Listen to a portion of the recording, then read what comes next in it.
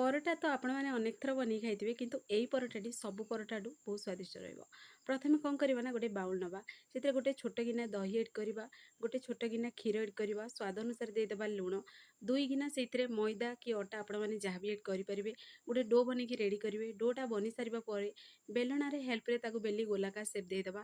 ଗୋଲାକାର ସେପ୍ ଆମର ଦେଇସାରିବା ପରେ ଆମେ ସେଇଥିରେ ରିଫାଇନ୍ ତେଲ ପୁଣି ସେଇଥିରେ ଅଟାର ପେଷ୍ଟକୁ ଏଡ଼୍ କରି ଭଲସେ ଗ୍ରୀସ୍ କରିଦେବା।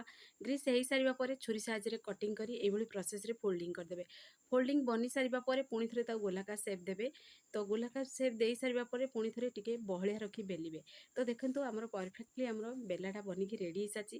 ସେଇ ପ୍ରୋସେସ୍ରେ ସବୁ ବେଲି ଦେବା। ଗୋଟେ ଆମେ ପେନ୍ ନେବା, ସେଇଥିରେ ଆମେ 2 ପଟ ସାଇଡ଼୍ ଯାକ ପୁରା ସେକିଦେବା। ସେକି ହେଇସାରିବା ପରେ ଅଳ୍ପ ଟିକେ ତେଲ ଘିଅ ଯାହା ବି ଏଠି ଗ୍ରୀସ୍ କରିପାରିବେ, ତାପରେ ହାତ ସାହାଯ୍ୟରେ କ୍ରସ୍ କରିଦେବେ। ତ କେତେ ସାରା ପୁରା ଲେୟର୍ ବାହାରିବ। ତ ଫାଇନାଲି ଆମର ରେସିପିଟି ବନିକି ରେଡ଼ି ହେଇଗଲା। ଆପଣମାନେ ଟ୍ରାଏ କରନ୍ତୁ।